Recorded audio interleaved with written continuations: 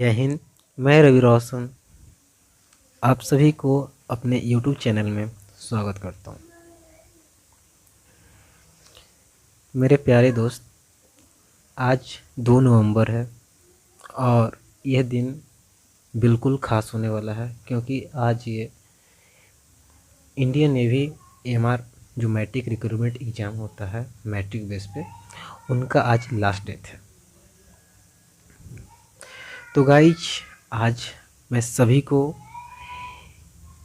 Indian navy MR से जो जुड़ी बातें हैं जो आपको नहीं पता है, और क्या एमआर क्वालिफाई करने के लिए मार्क्स चाहिए, क्या इसका एप्लीकेशन फ़ी है, कितना एज चाहिए, आज इन सभी बातों पर बात करेंगे। तो काफ़ी ही ज़्यादा एक्सप्लेन तरीके से आज हम लोग बहुत ही अच्छी तरह से हम आज सभी को एक्सप्लेन करेंगे।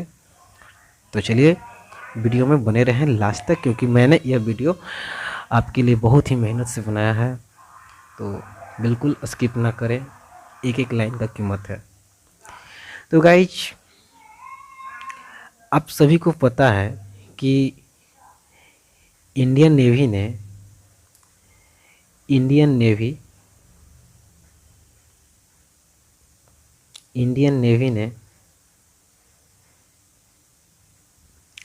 एक सबसे छोटा जो पोस्ट होता है वो हमें एमआर से मिलता है। यानी कि एमआर का मतलब हो गया हमारा, एमआर का मतलब आप ये समझो कि MR M for matric and R for recruitment. ठीक है, तो ये एक मैट्रिक रिक्रूटमेंट एग्ज़ाम है। ठीक है, जो कि सबसे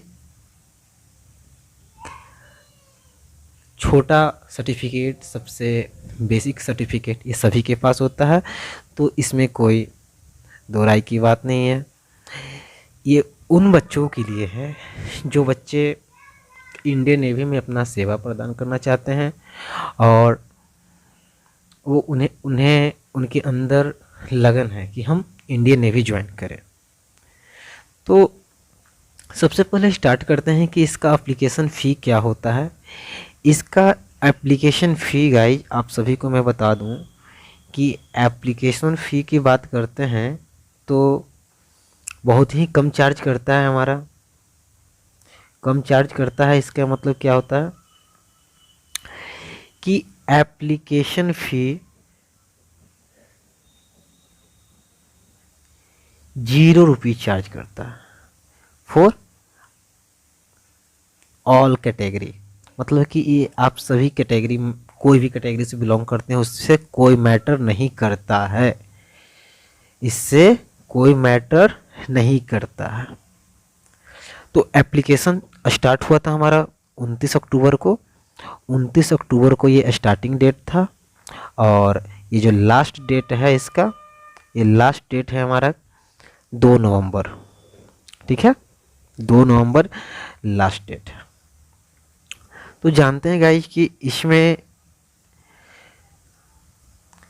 एज क्या चाहिए। तो एज की बात करते हैं तो ये उन बच्चों के लिए है जो 17 साल से लेकर 21 ईयर तक के हैं। ये होना चाहिए, एज मेंटेन इतना होना चाहिए। तो आप सभी अपने अपने डेट ऑफ बर्थ को मिला लीजिएगा। आपका डेट ऑफ बर्थ होना चाहिए 1 अप्रैल 2002, 1 अप्रैल 2002 से 31 मार्च, कब की बात कर रहा हूँ, 31 मार्च 2005, इतना के बीच में आपका डेट ऑफ बर्थ होना चाहिए।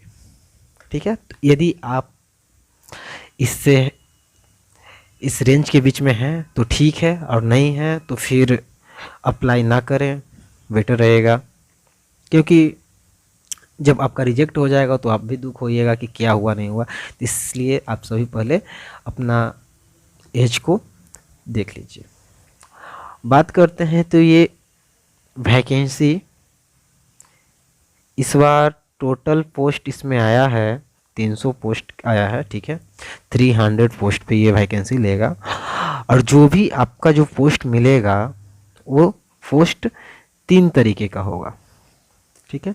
मतलब 3 तरीके का होगा, इससे हम मेरा मानना ये है कि इनका 3 काम। फर्स्ट वन इज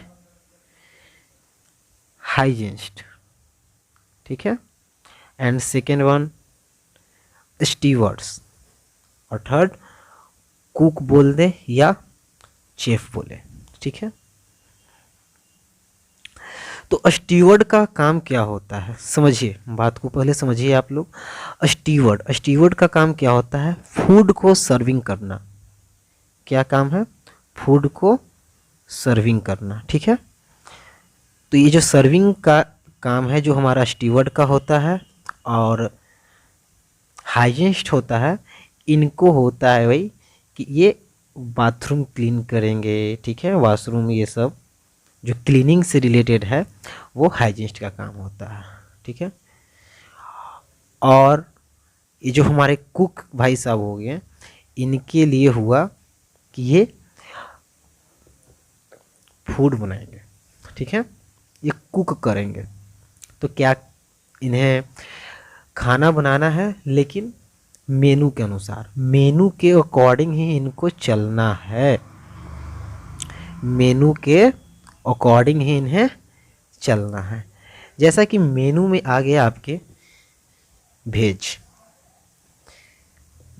वेज आया तो आपको वेज बनाना है, नॉन वेज आया तो आपको नॉन वेज बनाना है। तो ये बिल्कुल नहीं, ये बिल्कुल भी नहीं है कि आप एक वेजिटेरियन हो तो आपको नॉन वेज मिलेगा तो आप नहीं बनाओगे, बनाना पड़ेगा, क्योंकि एज पर मेनू आपको फूड कुक करना है।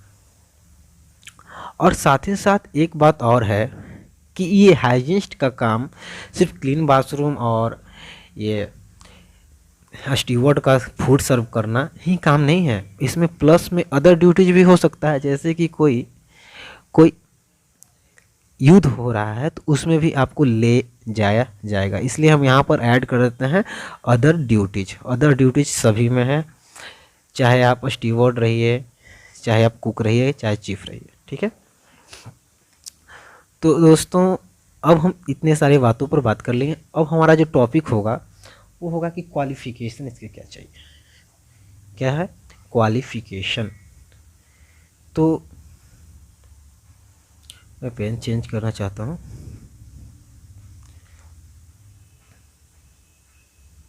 तो बात करते हैं क्वालिफिकेशन की,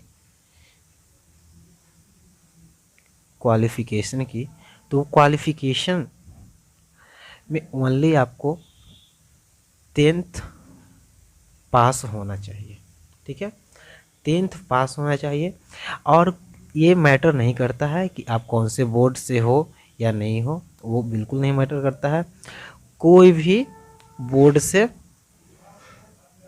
आप मैट्रिक पास होना चाहिए, क्लास 10th पास होना चाहिए, ये एक्सेप्टेबल है।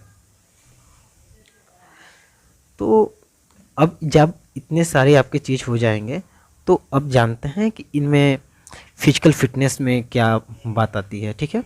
तो फिजिकल फिटनेस में गाइज ध्यान दीजिए कि फिजिकल फिटनेस में आपको,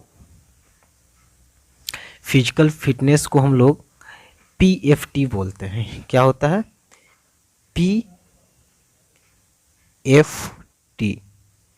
PFT का मतलब होता है फिजिकल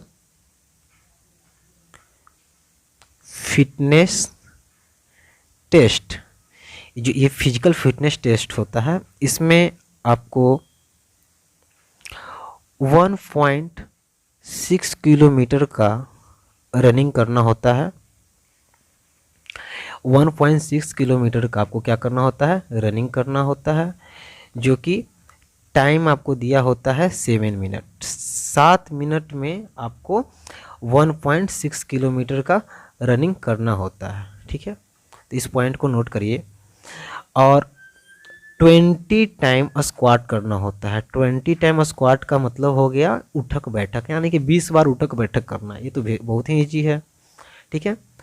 10 पुशअप, तो 10 पुशअप भी आपको लगाने हैं, जो जनाब खा पी के एकदम पेट फुलाए हुए हैं उनके लिए तो थोड़ा मुश्किल होगा, लेकिन वो भी कर लेंगे। बात करते हैं हाइट की। तो हाइट हाइट इसमें ज़्यादा नहीं है। हाइट तो भाई 157 आपको क्या चाहिए, हाइट चाहिए। ठीक है, तो एक सबसे कम हाइट है 157 सेंटीमीटर, ये होना चाहिए। ठीक है, चेस्ट की बात करें तो चेस्ट 5 सेंटीमीटर एक्सपेंड करना है, चाहे आपका चेस्ट कितना भी हो, 5 सेंटीमीटर क्या करना है, एक्सपेंशन चाहिए। ठीक है,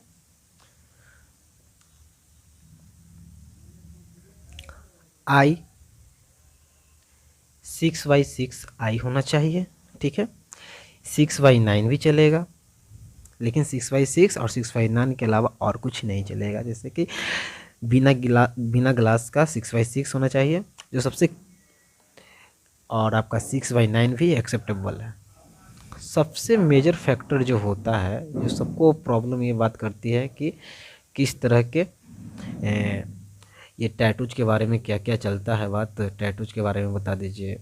तो टैटूज के बारे में जानते हैं। टैटूज, ये जो आप देख रहे हैं टैटूज, टैटू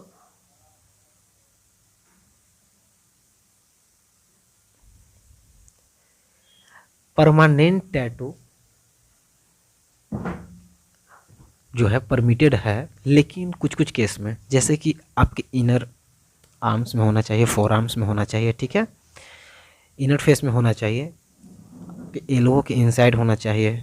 ठीक है, पाल्म के पीछे होना चाहिए, ये सब चल जाएंगे, लेकिन इसके अलावा और कुछ भी आपको अलाउ नहीं करेगा। ठीक है,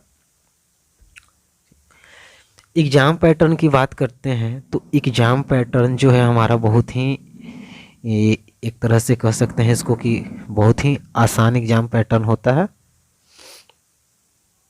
एग्ज़ाम पैटर्न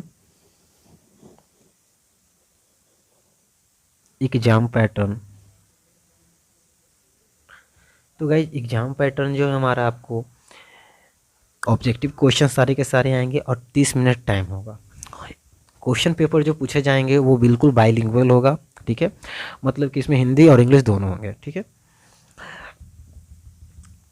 अगर आप एग्ज़ाम देते हो और एग्ज़ाम में बहुत सारे बच्चे हैं जिनके सेम नंबर हैं, तो ये डायरेक्ट टैली करेगा आपके बोर्ड के परसेंटेज पे कि आपको कितने मार्क्स बोर्ड के एग्ज़ाम में मिले हैं।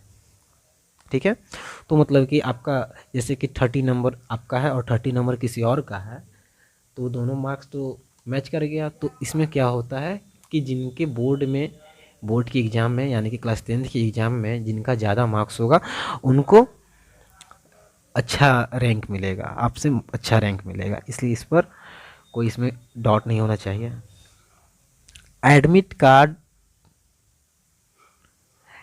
आपका डाउनलोड होना चालू होगा 1 वीक बिफोर, यानी कि 1 सप्ताह पहले आपको एडमिट कार्ड मिलना चालू हो जाएंगे। तो इसमें कोई घबराने की बात नहीं है। ठीक है, और ये एक अच्छा जॉब कहा जाता है। जैसे कि इसमें सैलरी देखा जाए तो सैलरी भी काफ़ी अच्छी है। 14,600 रुपया आपको तो ये पर मंथ मिलेगा। कब? जब आप ट्रेनिंग में होगे तो। डूरिंग ट्रेनिंग में आपको इतने पैसे मिलेंगे, 14,600 रुपया डूरिंग ट्रेनिंग पर मंथ। जब आप ट्रेनिंग पूरा कर लोगे तो आपका लेवल 3 हो जाएगा। कितना लेवल होगा आपका फिर? लेवल 3। तो फिर आपका जो ये पेमेंट स्केल है ये 21,700 से लेकर 69,100 तक जाएगा। ठीक है, फिर ये तो आपका बेसिक पे है, तो बेसिक पे अलग होते हैं। और इसमें जब आपके इन हैंड सैलरी की बात करते हैं, तो इन हैंड सैलरी की बात किया जाए तो इन हैंड सैलरी आपका 32,000 रुपये से लेकर 35K तक, यानी कि 35,000 तक आपको इन हैंड सैलरी मिलने वाले हैं। तो इसमें कोई आशंका नहीं होना चाहिए और ये एक बहुत ही अच्छा जॉब है। इसमें यदि आप इंडियन नेवी एमआर के थ्रू ज्वाइन करते हो तो सबसे पहले तो आपको बहुत सारे अलाउंस मिलेंगे। अलाउंस किस टाइप के होते हैं इस पर ध्यान दीजिए। जैसे कि छूट, हाउस रेंट पर अलाउंस है, ठीक है। आप कौन से शहर में रहते हो उसके अकॉर्डिंग है, सिटी वाइज अलाउंसमेंट है, ठीक है। कहीं जाना है, आना है, इसमें ट्रैवल अलाउंसमेंट मिलता है, जो अलग ही बात है, ठीक है। और सबसे अच्छी बात ये है जो एमएसपी का आपको लाभ मिलता है। एमएसपी का क्या मिलता है? लाभ मिलता है। एमएसपी का मतलब क्या होता है? एमएसपी का मतलब मिलिट्री सर्विस पे होता है, तो आपको मिलिट्री सर्विस पे भी मिलता है। तो गाइज आज के लिए इतना ही। और जहाँ तक मुझे लगता है कि मैंने आप सभी को अपने तरफ से ये इंडियन नेवी एमआर के बारे में सारी की सारी जानकारियाँ दे दी है, इसलिए आपको कहीं भी जाने की कोई ज़रूरत नहीं है इधर उधर। बस अब आपकी आज लास्ट डेट है, लास्ट डेट के बाद एक मंथ बाद आपका एडमिट कार्ड वगैरह चला आएगा। तो कोशिश करिए कि अच्छे से, क्लास 10th लेवल का एग्ज़ाम है, कोई बहुत बड़ा हार्ड एग्ज़ाम पेपर नहीं होता है। इंग्लिश मैथ वगैरह पढ़ते रहिए, नौकरी करिए, देश की सेवा करिए। जय हिंद।